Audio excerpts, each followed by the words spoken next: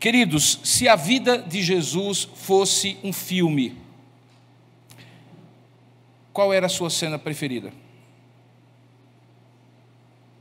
Você já se pegou em algum momento no Instagram, no YouTube, alguém perguntando para você, ou fazendo recortes de filmes, de cenas assim emblemáticas? Tem vários sites, vários perfis que separam cenas, fazem recortes de filmes. E eu gosto muito de passar, não porque eu gosto de todas as cenas, mas para entender qual é a lógica, qual é o racional de quem escolhe. E é curioso, porque você consegue até entender que certas cenas, elas são escolhidas pela dramaticidade delas. Porque elas são chocantes, ou porque elas são emocionantes, porque elas são tocantes para as emoções, porque elas focam o personagem principal, ou o drama que estava ali correndo em toda a narrativa e que aquela cena consegue de alguma maneira sintetizar. Os motivos e a lógica da escolha das cenas de um filme depende de cada olhar. E eu sei que os haters irão dizer que eu estou começando o meu sermão para fazer um merchan do livro 4 Olhares. Mas é só coisa de haters mesmo, porque não é a ideia. Mas foi justamente isso que me fez, em algum momento, há 3, 4 anos, pensar assim: e se de repente eu fizesse uma exposição dos 4 olhares dos evangelhos, imaginando que eles, inspirados por Deus, tiveram que tomar uma decisão de escolher as melhores cenas? Porque foi, de alguma maneira, exatamente isso que aconteceu. Eles não escolheram sozinhos, os critérios não necessariamente foram deles. Nós cremos que o Espírito Santo foi quem inspirou cada olhar de Marcos, Mateus, Lucas e João, mas as diferenças mostram que as suas peculiaridades, suas idiosincrasias estavam ali presentes, a maneira peculiar que eles olhavam estava ali presente. Razão porque em algumas cenas que os 4 narraram, havia diferenças, nuances. E até mesmo a escolha em que um deles narrou e os outros não. E foi justamente essa indagação que me fez assim: e se eu fosse um 5º olhar? Porque de certa maneira eu sou, quando eu e você lemos a Bíblia e colocamos o nosso olhar sobre o relato sagrado, nós colocamos o nosso olhar e dizemos assim: é isso que me chama a atenção na vida de Jesus. E nessa cena específica, é esse recorte que eu quero dar. Se nós, por exemplo, olhássemos uma mesma cena, cada um de nós destacaria aspectos diferentes. O nosso olhar acaba determinando o que nós vemos numa cena, seja da leitura do Evangelho, seja do dia a dia da nossa vida. E então foi a partir daí que eu disse assim: eu vou escrever os meus sermões, pensando talvez que em algum momento isso poderia se tornar em alguma coisa que eu faria uma apostila e daria para os irmãos. E muitos deles, eu diria 90% deles foram escritos. Aqueles que estavam muito apertados na agenda, eu simplesmente estudei, mas não escrevi. Até que em determinado momento eu pensei assim: se é para fazer então como se fosse um filme, eu vou então separar esses relatos em temporadas. Não é assim hoje no streaming? E mais do que isso, eu vou separar em episódios. Mas que temporadas? Que episódios? E aí é por isso que eu falei inicialmente dos começos. Porque a maneira como você começa a contar a história de alguém determina muito o que você vai contar acerca dela. Marcos, por exemplo, como nós sabemos, foi direto ao ponto. O menor dos evangelhos traz já na primeira cena que ele trata de Jesus, Jesus adulto. Marcos não descreve o nascimento de Jesus, nem quem foram seus antepassados. Isso Mateus faz, isso Lucas faz. Nem tão pouco como ele era o Filho de Deus. Quem faz isso é João, que começa dizendo: no princípio era o Verbo estava com Deus e o Verbo era Deus. Mas cada olhar peculiar de um dos 4 evangelistas inspirados por Deus falava de um começo diferente. E obviamente depois dos começos, na segunda temporada, uma história não é apenas a história do protagonista, mas também a história dos coadjuvantes, porque toda história tem um protagonista e tem os núcleos narrativos, como se chama, aquelas pessoas que compõem a história. Pensei em Maria. Como não contar a história de Jesus e não olhar para Maria e ver como ela foi a mãe do Salvador? Mas João não conta nada sobre Maria.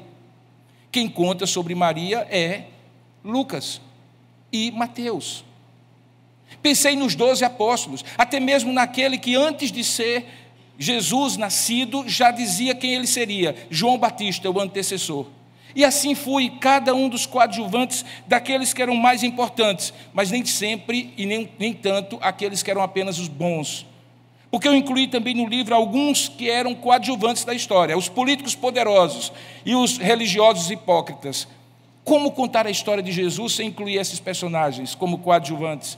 Se grande parte das narrativas tem a ver justamente com o enfrentamento de Jesus dos políticos poderosos da época e dos religiosos hipócritas.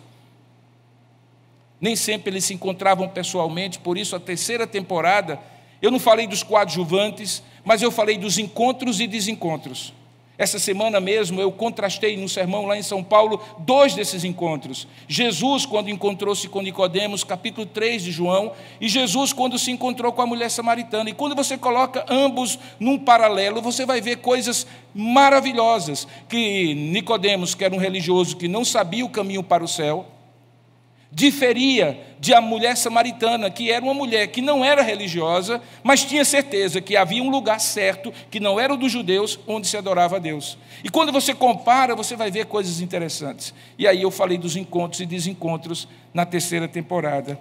Na quarta temporada, porque Jesus não foi apenas encontros e desencontros, coadjuvantes e começo, mas ele ensinou muita coisa, então coube eu, em alguns 10 episódios, falar sobre os ensinos de Jesus. O que Jesus ensina sobre o Pai, sobre o Espírito Santo, sobre a palavra de Deus, sobre o reino de Deus, sobre espiritualidade, sobre relacionamentos humanos, sobre fé, sobre esperança, sobre a igreja. Eles estão aqui, mas a história de Jesus tem um começo e um recomeço. Uma semana específica é o único texto que é detalhadamente narrado pelos 4 olhares, a chamada Semana da Paixão. Paixão é dor, é sofrimento, mas aquela semana também foi paixão de glória. E glória e paixão são 2 temas que se entrelaçam na vida de Jesus e particularmente naquela última semana. E por isso a última temporada é a temporada da paixão e da glória. Agora só falta você comprar o livro e pegar minha assinatura. Você deve estar pensando assim, por que é que o pastor está fazendo esse mexão aí na frente? Certamente você me conhece e saberia que eu não faria isso de maneira fortuita. E certamente não seria para vender livros.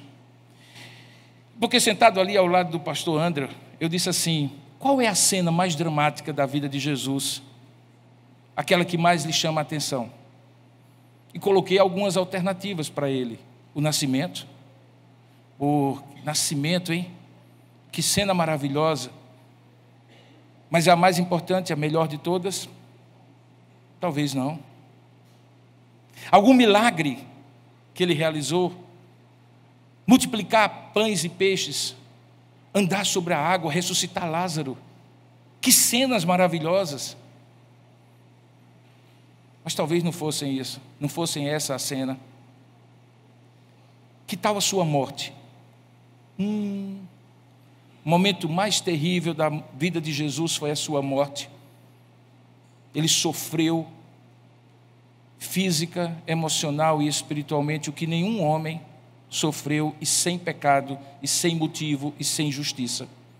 Mas talvez não fosse a morte. E aí ele escolheu uma cena. Eu disse, escolha bem, porque a cena que você escolher vai ser a cena que eu vou pregar hoje. Não foi assim, pastor? E ele disse assim, a ressurreição. E aí eu descobri que é a única cena que não tem no livro.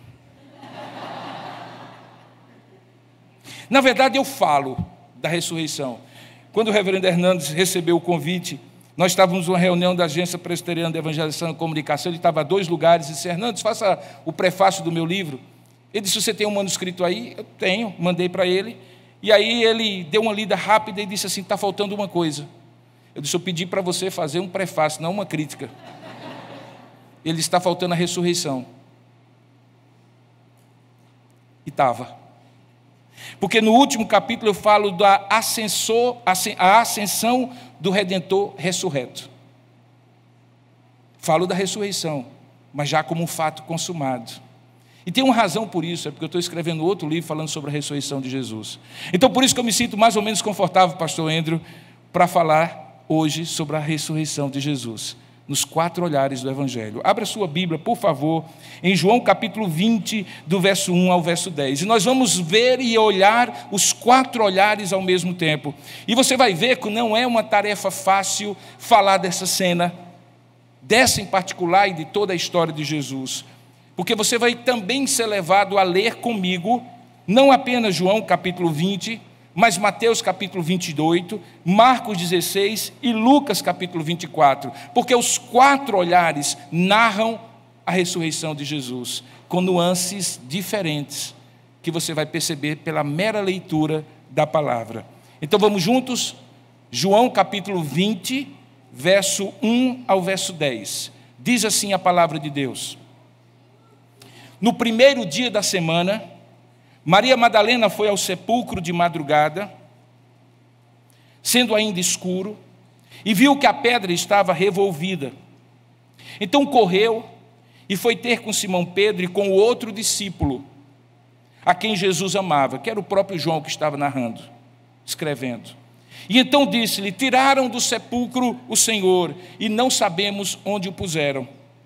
Saiu, pois, Pedro e o outro discípulo e foram ao sepulcro, e ambos corriam juntos, mas o outro discípulo correu mais depressa do que Pedro, e chegou primeiro ao sepulcro, e abaixando-se viu os lençóis de linho, todavia não entrou. Então Simão Pedro, seguindo, chegou e entrou no sepulcro, e ele também viu os lençóis, e o lenço que estivera sobre a cabeça de Jesus, e que não estava com os lençóis, mas deixado no lugar à parte.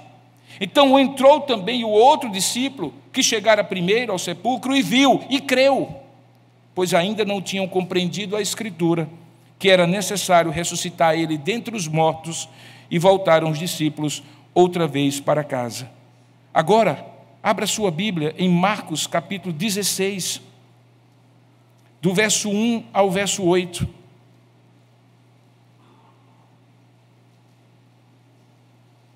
Marcos capítulo 16, do verso 1 ao verso 8.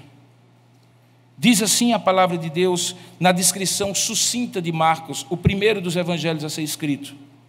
Passado o sábado, Maria Madalena, Maria, mãe de Tiago, e Salomé compraram aromas para irem embalsamá-lo. E muito cedo, no primeiro dia da semana, ao despontar do sol, foram ao túmulo. E diziam umas às outras: Quem nos removerá a pedra da entrada do túmulo? E olhando, viram que a pedra já estava removida, pois era muito grande. E entrando no túmulo, viram um jovem assentado do lado direito, vestido de branco, e ficaram surpreendidas e atemorizadas. Ele, porém, lhes disse: Não vos atemorizeis, buscais a Jesus o Nazareno, que foi crucificado. Ele ressuscitou, não está mais aqui. Vede o lugar onde o tinham posto, mas ide, dizei a seus discípulos e a Pedro, que ele vai adiante de vós para Galiléia, lá o vereis, como ele vos disse. E saindo elas, fugiram do sepulcro, porque estavam possuídas de temor e de assombro e de medo, e nada disseram a ninguém. Agora vá para Mateus capítulo 28, verso 1 ao verso 10. Mateus capítulo 28, verso 1 ao verso 10. Não se canse da leitura da palavra, ela é mais importante do que qualquer palavra que eu disser hoje à noite. Diz assim a palavra de Deus, 28 de Mateus, verso 1. No findar do sábado, ao entrar o primeiro dia da semana, Maria Madalena e a outra Maria foram ver o sepulcro. E eis que houve um grande terremoto, porque um anjo do Senhor desceu do céu. Chegou-se, removeu a pedra e assentou-se sobre ela. E o seu aspecto era como um relâmpago, e a sua veste alva como a neve. E os guardas tremeram espavoridos e ficaram como se estivessem mortos. Mas o anjo, dirigindo-se às mulheres, disse: Não temais, porque sei que buscais Jesus que foi crucificado. Ele não está aqui, ressuscitou, como tinha dito. Vinde ver onde ele jazia. E depois, depressa, e dizei aos seus discípulos que ele ressuscitou dos mortos, e vai adiante de vós para Galiléia, ali o vereis. É como vos digo, e retirando-se ela apressadamente, ou retirando-se elas apressadamente do sepulcro, tomadas de medo e grande alegria, correram a anunciá-lo aos discípulos. E eis que Jesus veio ao encontro delas e disse: salve! E elas, aproximando-se, abraçaram-lhe os pés e o adoraram. Então Jesus lhes disse: não temais, ide avisar a meus irmãos que se dirijam à Galileia e lá me verão. E finalmente o último dos textos, Lucas capítulo 24, do verso 1 em diante. Eu convido você a ler. Lucas capítulo 24, do verso 1 em diante. Mas no primeiro dia da semana, escreve Lucas, alta madrugada, foram elas ao túmulo, levando os aromas que haviam preparado.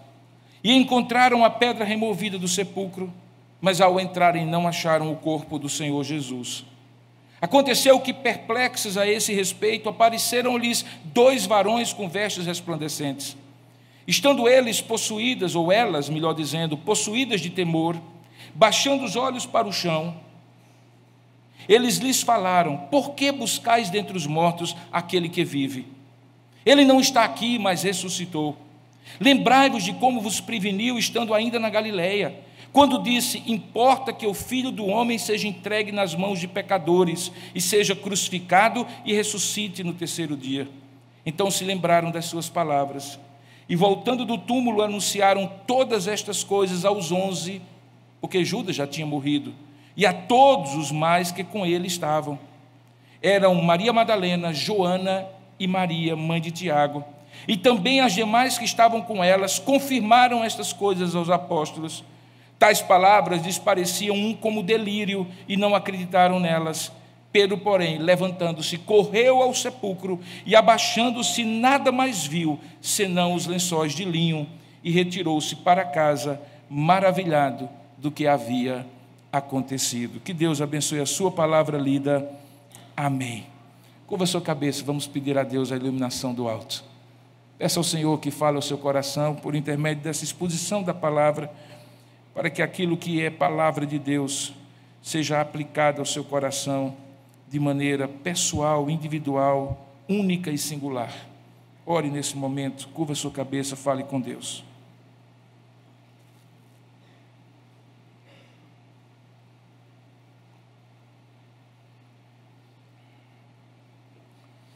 Senhor, nosso Deus e eterno Pai, nós louvamos e bendizemos o Teu nome pelo privilégio de estar aqui te adorando, te exaltando, te bendizendo. Te adoramos, ó Pai, como o Teu servo pediu no início, aperfeiçoados pela presença e mediação de Jesus. Porque quem somos nós, homens e mulheres finitos e pecadores, para nos apresentar diante de Ti, que és santo, santo e santo, cuja glória enche toda a terra? Quem somos nós sem Cristo? Mas por meio dele, esse de quem nós lemos agora, que morreu, mas também ressuscitou, é que nós nos apresentamos diante de Ti para também refletir e meditar na Tua palavra. Ó Deus, nós te pedimos que assim como o Teu Espírito inspirou Marcos, Mateus, Lucas e João, o Teu mesmo Espírito que habita em nós ilumine a nossa mente, abra o nosso entendimento e aplique a Tua palavra que acabou de ser lida aos nossos corações. E o faça de maneira tão inequívoca, abençoada, que cada um de nós saia desse lugar dizendo: Deus falou comigo. Faça isso, Pai, e nós te daremos toda a honra, toda a glória e todo o louvor, porque só Tu és digno, e faremos isso para a glória do Teu santo nome. É isso que nós te oramos, em nome e para a glória do nosso Senhor Jesus. Amém. Queridos, é evidente que nós estamos diante de 4 relatos diferentes. Há diferenças flagrantes, que alguns que não creem na palavra de Deus como divinamente inspirada, de maneira verbal e plenária, sem erro, autêntica, suficiente, certamente colocam como se fossem contradições. No entanto, contradições não são as mesmas coisas que paradoxos. E eu já tive a oportunidade de explicar à igreja que quando nós falamos de contradições, nós estamos falando que A é verdade e B, consequentemente, não pode ser verdade, porque A e B não podem ser ao mesmo tempo verdade. Uma é verdade e a outra não é. Isso é uma contradição. Mas um paradoxo é quando A é verdade, B também é verdade, e elas se complementam de alguma forma que ainda não é compreendido por mim, mas será, desde que eu me dedique a isso. E talvez mesmo que um dia não seja, de alguma maneira, está ali revelado um mistério que explica sem explicar, que me faz caminhar por fé e compreender que Deus, na sua divina graça e misericórdia, muitas vezes coloca coisas como a sua soberania e a responsabilidade do homem como paradoxos, para que o homem não deixe de ser responsável e ele não deixe de ser soberano, até porque não poderia deixar de ser. Assim também são os relatos dos evangelhos. Daí porque a grande dificuldade de se fazer harmonia dos evangelhos.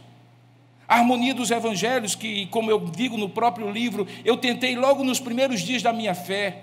Quando percebi essas diferenças, e eu me lembro muito bem ali na casa em que eu morava, na rua João Moura, 687, no bairro de São José, em Campina Grande, peguei aquela parede e coloquei folhas de papel em 4 colunas. Eu me lembro muito bem que eu escrevia as coisas que em Mateus não estavam, em Marcos, que não estavam em Lucas, que não estavam em João, e ia colecionando os textos.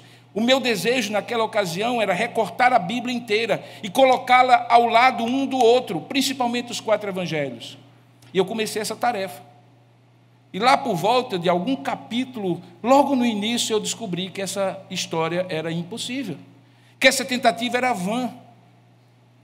E então eu fui ao Instituto Bíblico Betel, coisa de 1 ano depois que eu me converti, e lá eu me deparei diante de uma disciplina que era a Harmonia dos Evangelhos. Eu me lembro como hoje, que havia um livro, inclusive, publicado na época pela Junta de Educação Religiosa Batista, JUERP, Junta de Educação Religiosa e Publicações. E era um livro maravilhoso, porque tinha um volume verde e um volume amarelo. E o volume verde colocava os textos, um ao lado do outro. E o volume amarelo, quando ainda não havia internet, e você poderia comparar facilmente, você tinha que abrir e ler o texto e ver o que é que o comentarista explicava daqueles nuances de diferença, ou daquelas nuances de diferença.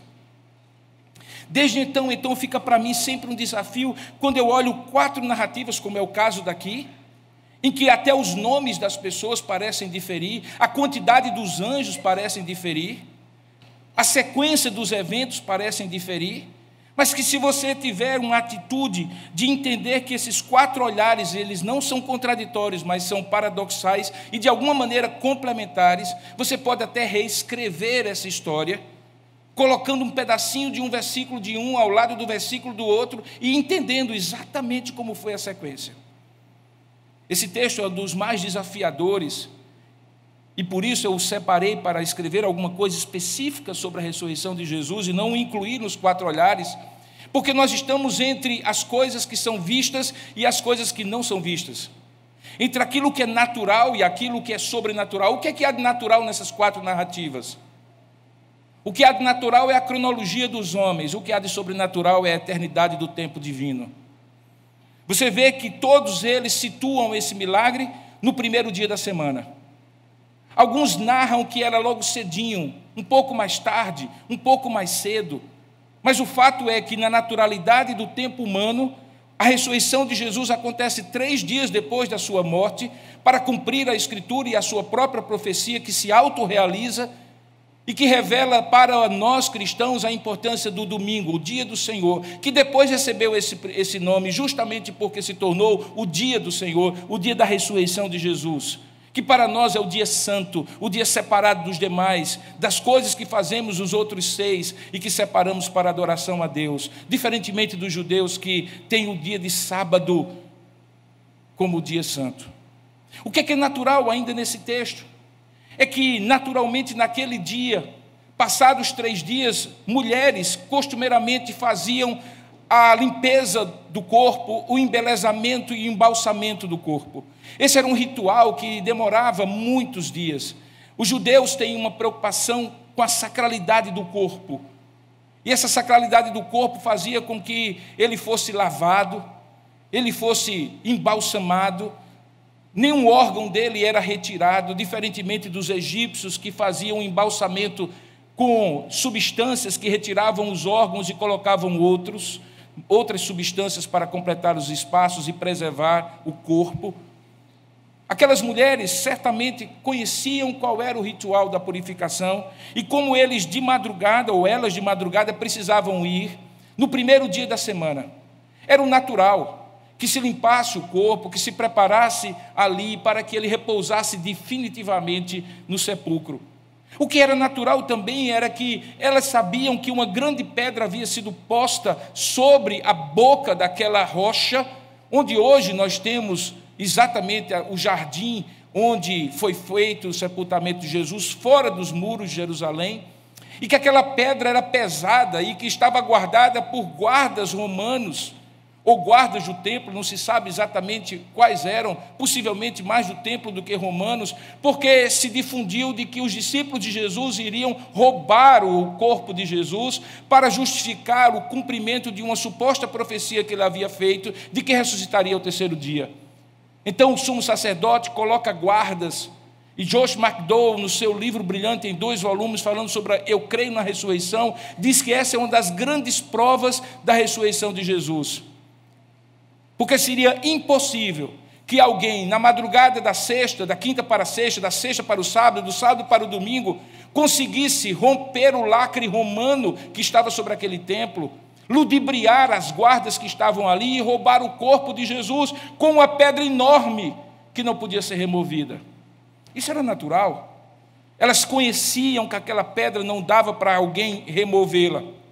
O que era natural também era que aquelas mulheres que seguiram Jesus fossem acompanhadas, e os textos dizem, a princípio, de longe ou de perto, com 2 dos discípulos mais próximos de Jesus, um que por temperamento sempre era o mais afoito, Pedro, e um que tinha permanecido com Jesus nos momentos mais difíceis, que era João, o discípulo amado, o único que viu Jesus sendo crucificado, porque todos os outros fugiram na prisão de Jesus. O texto diz que um correu, o outro correu junto também, um chegou mais perto, o outro chegou depois, um entrou primeiro, depois disse para o outro, e todos foram testemunhas, um inclusive saindo depois para falar aos demais discípulos. Isso era o natural. O que era sobrenatural, porém, nessa ressurreição? O que era sobrenatural nessa ressurreição e que a distinguiu da ressurreição de Lázaro, por exemplo, da ressurreição do filho da viúva de Naim, por exemplo, em que Jesus ressuscitou pessoas, era que essa ressurreição, segundo o apóstolo Paulo em 1 Coríntios capítulo 15, é a primícia da nossa própria ressurreição. Lázaro morreu, ressuscitou para morrer de novo. O filho da viúva de Naim morreu, ressuscitou, ou foi ressuscitado por Jesus e provavelmente morreu de novo. Era uma ressurreição daquele momento e para aquela situação de morte, para Jesus revelar o seu poder sobre a própria morte, pré-anunciando o poder majestoso que ele teria quando seria ressuscitado da sua própria morte. E é essa que a torna totalmente singular. É esse aspecto que a torna totalmente singular. Jesus ressuscita para não morrer mais. Jesus ressuscita como uma vitória sobre a morte. Jesus ressuscita para dar credibilidade completa, total e definitiva a tudo aquilo que ele viveu, tudo aquilo que ele ensinou, tudo aquilo que ele fez. Tanto é verdade que quando Paulo fala sobre a ressurreição, no magistral capítulo, o capítulo 15 do primeiro texto de Coríntios, da primeira carta aos Coríntios, ele é tão peremptório, tão incisivo, que ele diz assim, que se Jesus Cristo não ressuscitou dentre os mortos, é vã a nossa fé e é vã a nossa pregação. Por isso o pastor Andrew escolheu tão bem, porque se ele tivesse nascido, mas não tivesse morrido, se ele tivesse feito muitas coisas, mas não tivesse morrido, e se ele tivesse morrido, mas não tivesse ressuscitado, vã seria tudo o que nós fizemos até agora nesse momento de culto. Vã seria a sua fé. Vã seria você acreditar em tudo isso. A ressurreição, segundo Weckhausen, é a pedra de toque que desgasta o erro e faz brilhar a verdade. A ressurreição é a ponta de um iceberg glorioso, porque Paulo diz que ele é a primícia da nossa própria ressurreição. e que nós temos esperança da ressurreição, porque ele não foi preso pela morte. Por isso ele dá um grito e um brado e um louvor de vitória. Onde está, ó morte, a tua vitória? Onde está o teu aguilhão? O que há de sobrenatural nesses 4 relatos é que Jesus é aquele primogênito dentre os mortos, como diz Paulo escrevendo aos Colossenses, o primeiro que sai da morte, para nunca mais entrar na morte, que vence a morte como condenação do pecado, que faz com que eu e você tenhamos esperança de que, uma vez sendo salvos da culpa do pecado pela justificação, do poder do pecado pela santificação ao longo da vida cristã, nós seremos livres da presença do pecado, porque ressuscitaremos, e esse corpo doente, limitado, cansado, cheio de expressões da morte por causa do pecado, será revestido de incorruptibilidade, e o que é corruptível ficará esperando por um tempo no sepulcro, para que um dia, na volta do Senhor Jesus, ou na ressurreição dos mortos, seja convocado para novamente viver a plenitude da vida, como se pecado jamais tivesse acontecido no horizonte humano. Isso é o que há de sobrenatural na ressurreição de Jesus. Você só pode ter 3 atitudes em relação à ressurreição de Jesus. A primeira delas é tentar entendê-la da maneira racional. O livro que eu citei de Josh McDowell, um cético e ateu, que se dedicou a estudar a Bíblia para provar que ela era errada, antes de Lee Strobel fazer isso, mais recentemente, no ambiente acadêmico, é um livro majestoso. Ele vai vendo todos os argumentos da história, da ciência, para demonstrar que a ressurreição de Jesus é mais do que um fato, é um fato plausível, determinado pela racional exposição de motivos. É um livro maravilhoso, mas pode nos induzir a um erro.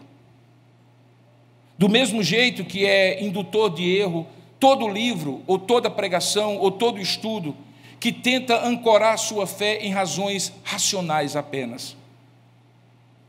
E por que é indutor de erro?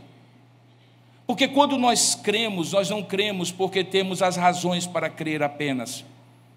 Ainda que crer seja também pensar, conforme o grande livro do John Stott, crer não é apenas pensar. Crer é além de pensar. O pensamento nos dá razões de uma lógica divina que não é racional, mas ela nos conduz a uma contemplação do mistério de Deus, que dobra o orgulho humano, que tem que nos fazer dizer que não entendo completamente, plenamente, mas eu creio. Por isso que a primeira atitude em relação à ressurreição de Jesus, que é tentar compreendê-la de maneira racional, ela é limitada e frustrante. Pare comigo e pense, como explicar a ressurreição corporal? Eu quero que você entenda, porque talvez muitos cristãos não entendem isso. Jesus não ressuscitou em espírito.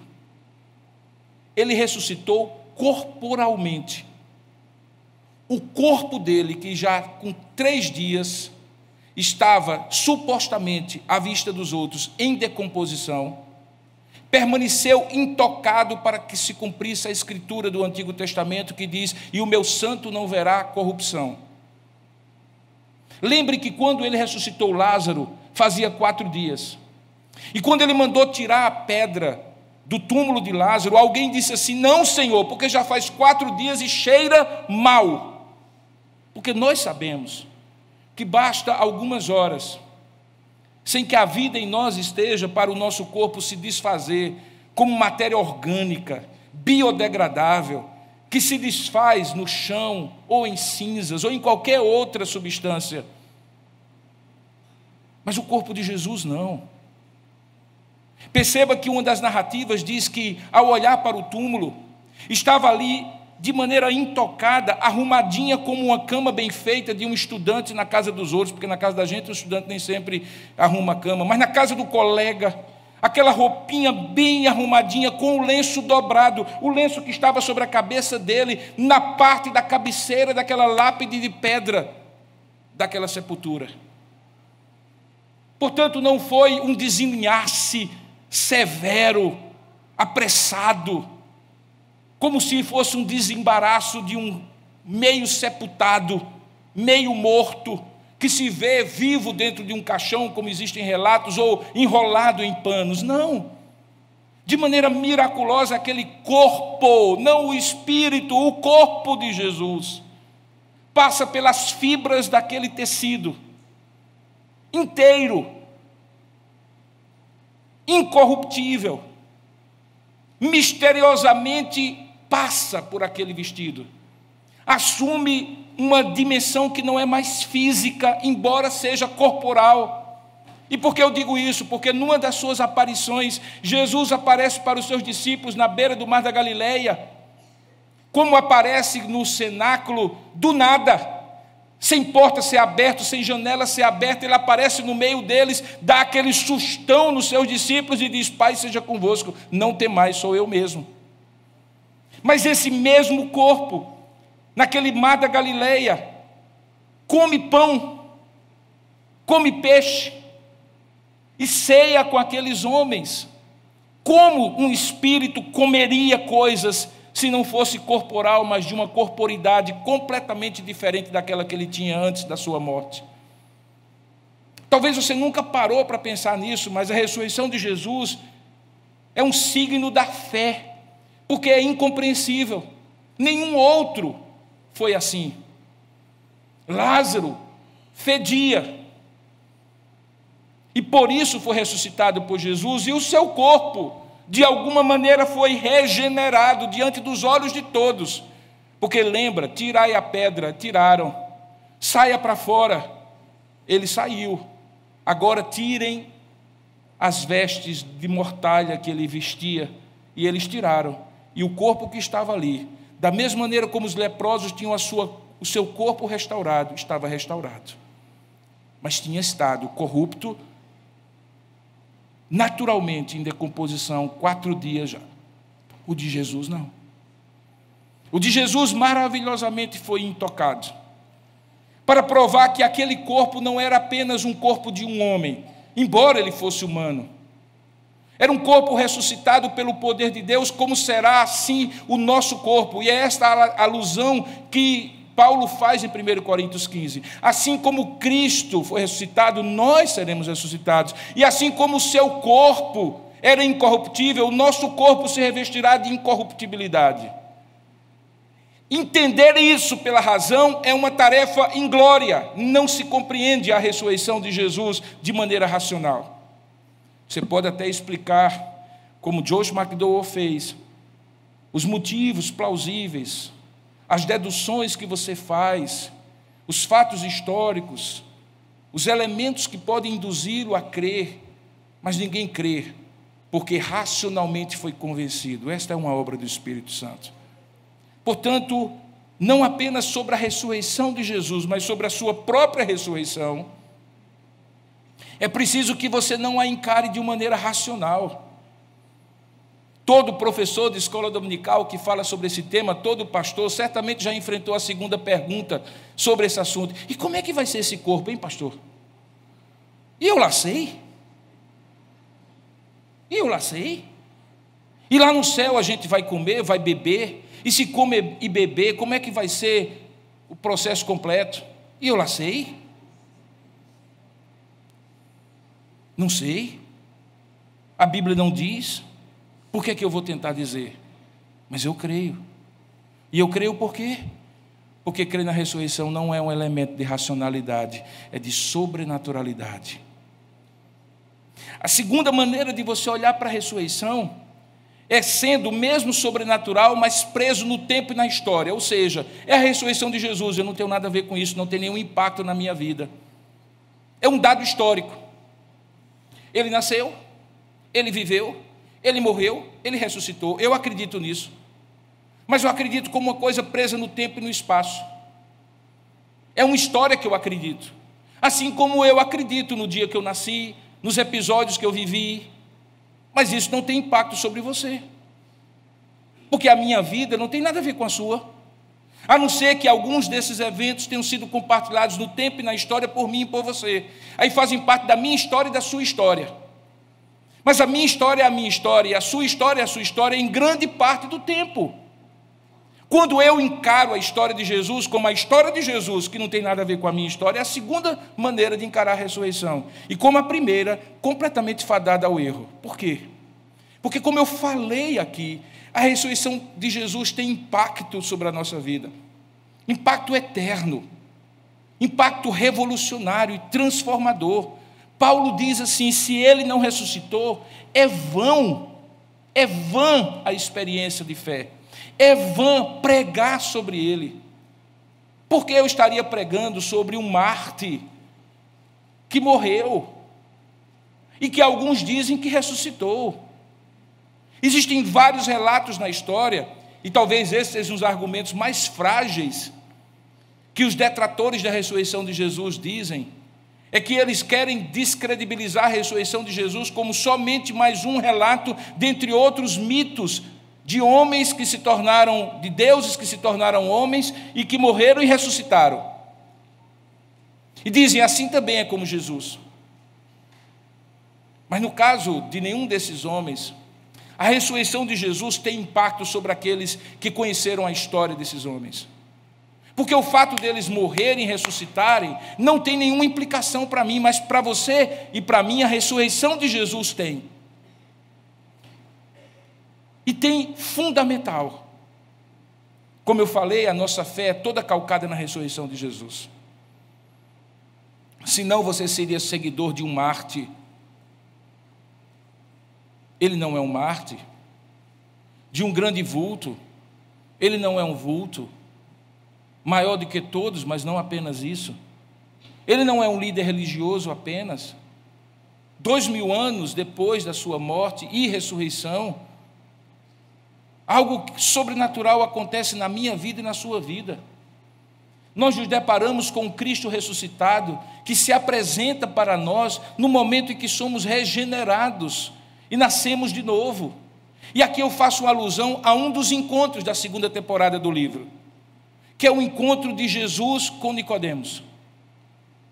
Nicodemos era um homem sábio na lei de Moisés, possivelmente um dos membros do Sinédrio.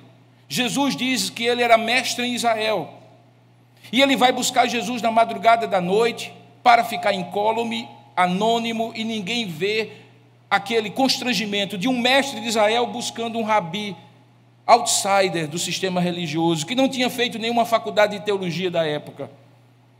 Qual é a grande questão que Nicodemos coloca para Jesus? Primeiramente, mestre, sabemos que tu és vindo da parte de Deus, porque ninguém que faz esses milagres faria se não fosse enviado por Deus.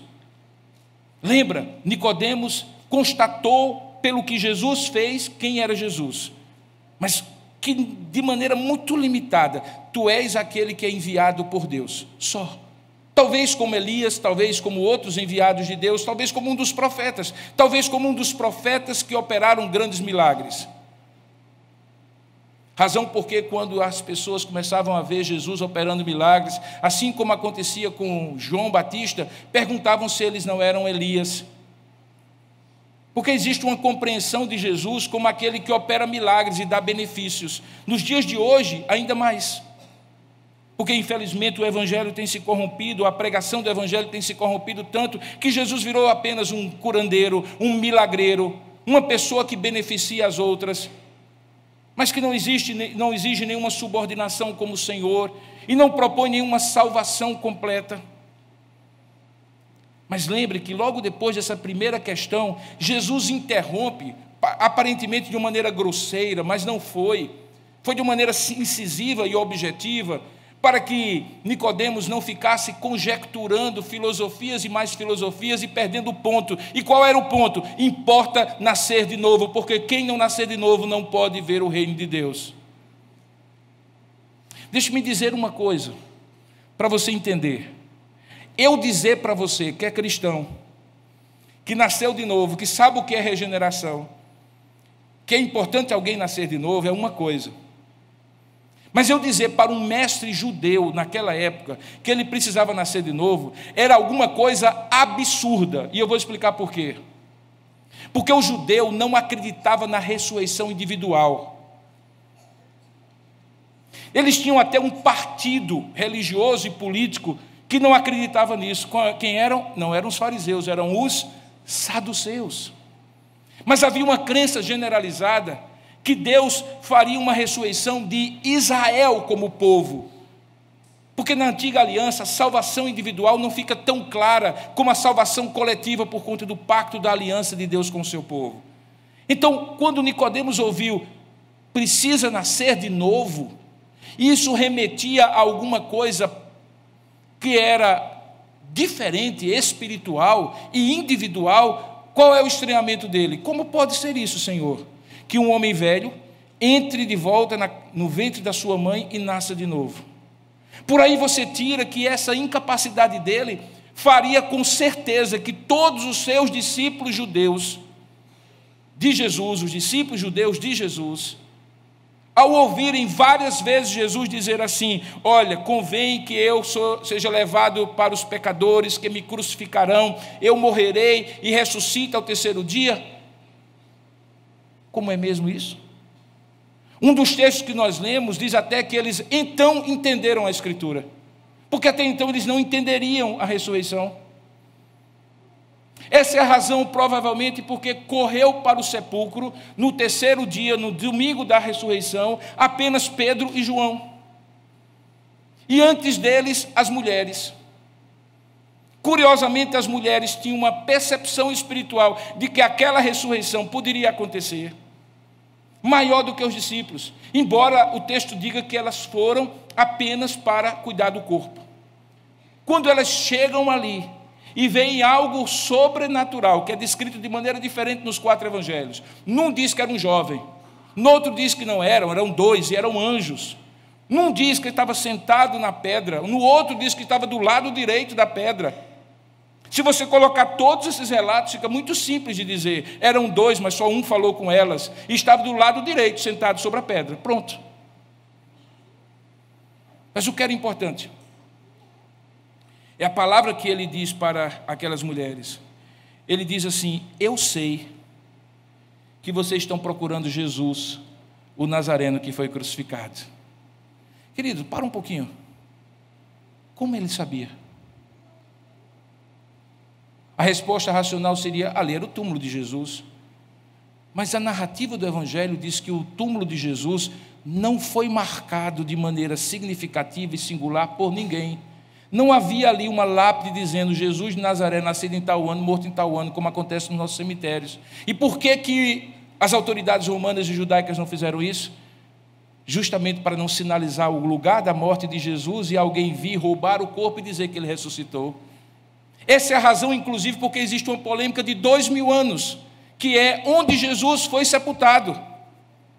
E se você vai a Israel, você vai encontrar a chamada Igreja do Santo Sepulcro dentro dos muros, que é reconhecida por católicos romanos e ortodoxos, na sua grande maioria, como o lugar onde Jesus foi sepultado. E a grande maioria dos protestantes dizem, baseados em outros textos, que foi fora disso, no chamado Monte Calvário, logo depois, ou logo um pouco antes do Monte Calvário, porque no Jardim da Ressurreição, você consegue ver o Gólgota, a marca da caveira naquele rochedo. Então não era completamente assim, inesperado que aquele homem, que era um anjo, dissesse assim: eu sei que vocês estão aqui procurando Jesus crucificado. Portanto, porque ele ressuscitou de maneira sobrenatural, isso tem implicações para a minha vida e para a sua vida. Porque a promessa é que, assim como ele ressuscitou de maneira corporal, esse corpo que a gente vê paulatinamente se desgastando, o cansaço, a doença, o envelhecimento, mesmo daqueles que são longevos.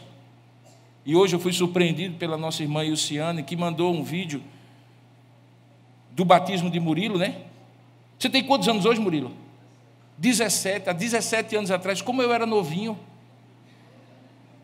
bonitinho. cabelinho todo preto, magrinho, que é a parte pior. 17 anos atrás. Mas veja que essa figura está envelhecendo. A voz já não é a mesma, os meus cabelos também não. Você também está envelhecendo. Essas implicações da morte, por causa do pecado, é que apontam nas implicações da ressurreição, por causa da ressurreição de Jesus. O seu corpo será transformado. O que é corruptível será incorruptível, mas principalmente, por causa de um dado aqui, a ressurreição de Jesus não pode ser apenas um fato histórico, incontestável. E essa é a terceira maneira. A ressurreição de Jesus precisa ser algo que impacta a sua vida a ponto de você se tornar testemunha. Nos 4 relatos, aquelas mulheres e aqueles 2 apóstolos não aproveitam para ficar ali. Na verdade, um dos relatos até diz que aquela mulher quis segurar Jesus e Jesus disse assim: não me segure, diga aos meus discípulos que vão para a Galileia e eu lá encontrarei com eles. Por quê? Porque o propósito da ressurreição de Jesus não era outro a não ser tornar aquelas pessoas testemunhas. Elas tinham sido testemunhas da vida de Jesus, das obras de Jesus, dos ensinamentos de Jesus. Algumas delas tinham sido testemunhas da morte de Jesus, do julgamento de Jesus, da crucificação de Jesus. E elas precisavam ser testemunhas da ressurreição de Jesus. Diga-se de passagem, ser testemunha da ressurreição de Jesus é uma condição sine qua non para se tornar apóstolo, segundo o Evangelho.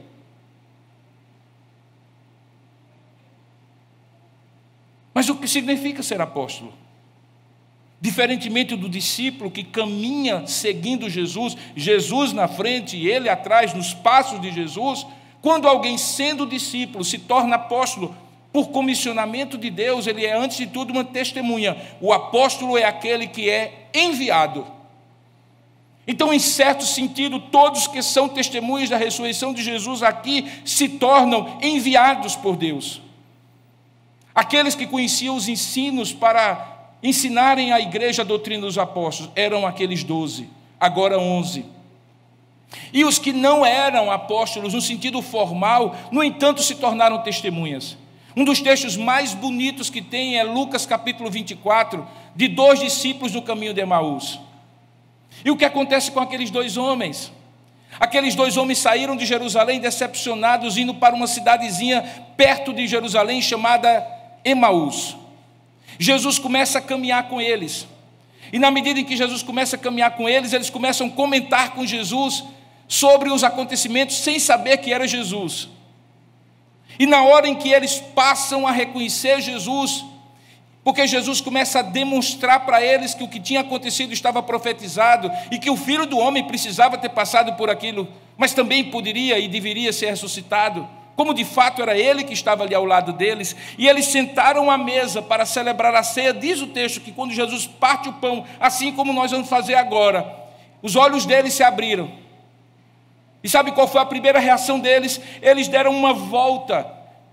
E ao invés de ir para Emaús, fugindo de Jerusalém, eles viraram a direção da vida deles e foram para Jerusalém para fazer o quê? Para contar àqueles que estavam em Jerusalém que tinham visto Cristo ressurreto. Isso é testemunho, queridos. Testemunho não é dizer que os ensinamentos de Jesus são bonitos.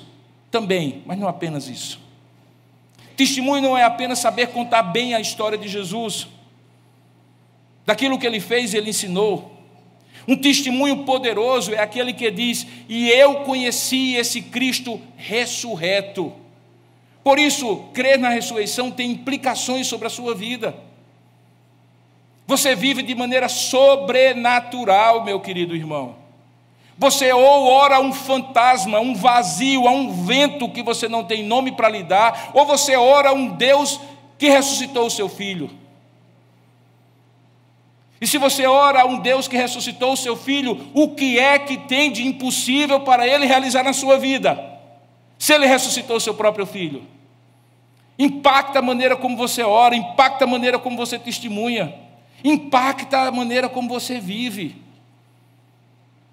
Por isso Paulo diz: que a nossa fé e a nossa pregação seriam vãos se Jesus Cristo não ressuscitasse, porque seria um monólogo acerca de uma figura exemplar da história, mas que não tinha poder para fazer absolutamente nada, porque nem ressuscitar conseguiu ressuscitar, mas ele ressuscitou. E ao ressuscitar, melhor dizendo, impacta a sua vida de maneira transformadora. Queridos irmãos, qual é a cena mais dramática da história de Jesus mesmo? Qual é a melhor cena da história de Jesus? Um milagre, um ensino, um encontro, seu nascimento, sua morte. São cenas maravilhosas, mas que apenas vão entretecendo a narrativa maravilhosa e inspirada por Deus, que esses 4 olhares traduziram para nós, para o cúmulo da cena mais bela da história que nós acabamos de ler, que é a cena de que o nosso Senhor ressuscitou dentre os mortos e foi assunto aos céus, de onde virá para julgar vivos e mortos e buscar os seus, para com eles viverem eternamente. A nossa fé é a fé num Cristo ressurreto. Louvado seja o seu nome. Que esta convicção impacte o seu dia a dia. E eu vou lhe dizer como isso pode acontecer. Leia e releia essa história. Reflita e reflita sobre essa história. Compartilhe e compartilhe essa história. Porque como a fé vem pelo ouvir, a fé no Cristo ressuscitado vem pelo ouvir a história da sua ressurreição. Daí porque é lamentável que nós falemos da ressurreição de Jesus Cristo apenas uma vez no ano, na época da Páscoa. Porque o seu nascimento, morte e ressurreição é o querigma cristão, o resumo da fé da igreja, daquilo que é o resumo e a síntese desses 4 olhares, que ele nasceu, morreu e ressuscitou para a salvação dos nossos pecados. E essa é a grande história que os 4 olhares acabam de narrar. Que Deus possa fazer com que esses 4 olhares enriqueçam o seu olhar sobre Jesus. No epílogo do livro, eu escrevo 2 páginas rapidinhas, porque disseram que estava muito grande já o que eu tinha escrito e tinha que ser reduzido. Ou seja, o meu problema de falar muito também se transferiu para escrever muito. E eu escrevo uma coisa bem interessante no livro, e porque é curtinho eu vou ler para você.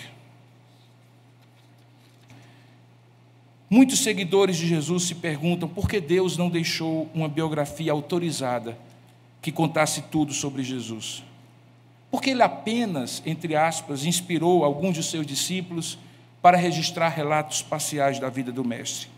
E por que ele permitiu que cada um escrevesse com seu estilo próprio? As respostas acadêmicas podem ser encontradas nos estudos sobre as fontes dos evangelhos, que tratam de possíveis datas de composição e das possibilidades da dependência de um evangelho em relação ao outro, dos estilos e propósitos de cada um dos evangelistas, da formação do cânon e até dos argumentos para a não inclusão de certos evangelhos considerados apócrifos. A doutrina da inspiração verbal e plenária da Escritura entende o olhar de cada um dos evangelistas como expressão pessoal do querigma da igreja cristã primitiva, sob o controle da composição, edição e preservação do Espírito Santo. Por isso, os evangelhos e toda a Escritura sempre foram considerados, por cristãos conservadores, a própria palavra de Deus, revestida de autoridade em questões de fé e prática. Alguns dos estudos mais atraentes do Novo Testamento tratam da tentativa de harmonizar os evangelhos. E aí eu conto aquilo que eu mencionei na pregação. Hoje, digo eu, sei que os 4 olhares foram inspirados, preste bem atenção nisso, eles existem e foram inspirados para guiar o seu olhar pessoal, único e singular, o seu olhar como leitor de maneira harmônica. De certo modo, ao ver o Senhor Jesus com as lentes iluminadas e bem ajustadas pelo Espírito Santo, é possível ir além de apenas olhar a história de Jesus, do maior de todos os heróis humanos. É como se cada discípulo de Jesus pudesse escrever o seu evangelho, assim como em parte expus nesse livro o meu evangelho, porque Jesus me atraiu, não apenas fixando o meu olhar nas histórias contadas pelos 4 olhares dos discípulos, mas conquistando também a minha mente e coração. Sempre que a jornada da vida me apresenta subidas íngremes, vales profundos e caminhos tortuosos, imagino como se a meu lado caminhasse Jesus em carne e osso. Olho para ele, seus ternos olhos me confortam, sigo seus passos, algumas vezes lentamente, outras vezes com mais velocidade, porém sem pressa, porque sua companhia faz o tempo virar somente o agora. A sua mão em meu ombro é firme, mas é leve e encorajadora como a de um amigo. Eu sinto-me renovado quando posso ser sincero e franco com ele ao contar os meus tropeços. Jesus me ouve como se estivesse sabendo do que eu fiz de errado pela primeira vez naquele momento, mas na verdade ele sempre soube. Ele sabe que eu sou um pecador transformado em discípulo e por isso me perdoa, restaura, me motiva a continuar. Jesus também fala comigo quando o Espírito Santo me lembra do que eu já li alguma vez nos 4 olhares e sussurra lições inigualáveis para a vida. Queridos, na providência divina há um propósito para esse ser o primeiro livro a ser publicado, porque para além da minha acomodação e perfeccionismo não poderia haver outro assunto que tivesse a primazia do meu olhar. E aí eu reconheço, eu não sou um escritor estrito sensu. Escrevo bastante, mas nunca intencionalmente para publicar. Por vocação sou um falante e uma testemunha, um comunicador do Evangelho. As muitas palavras ditas quando preguei essas mensagens foram transcritas e editadas para se tornar um registro escrito do meu olhar sobre os 4 olhares, inspirados que chamamos de evangelhos. Portanto, esse livro é parte do meu evangelho e eu espero que ao ler você tenha a ajuda para formar o seu próprio olhar sobre o evangelho. E aí a maior cena da história será a sua caminhada com ele. Que Deus o abençoe. Amém. Senhor Deus e Pai, encaminha, Senhor, o nosso olhar para ser um olhar tão individual, tão maravilhoso, tão único e singular, que se possível fosse, nós escreveríamos o nosso evangelho, que certamente não seria inspirado pelo Teu Espírito como palavra para todos, mas certamente é iluminado no nosso coração para se tornar palavra para mim e para cada um de nós. Ó Deus, guia o nosso olhar no Cristo ressurreto, enriquecendo-o com as muitas histórias desses 4 olhares, e para que cada uma delas enriqueça o meu olhar e o olhar dos meus irmãos aqui presentes, e de todos que haverão de ler esse livro, para que nós mesmos formemos o nosso olhar, a nossa caminhada, enriquecida por esses 4 olhares. Muito obrigado, Senhor, pela oportunidade de compartilhar essas verdades na noite de hoje e na escrita desse livro. Abençoa, ó Pai, aqueles que haverão de ler, para que sejam de fato formadores do seu próprio olhar, do olhar do Senhor Jesus. Eis que eu te oro em nome dele e para a glória dele. Amém e amém.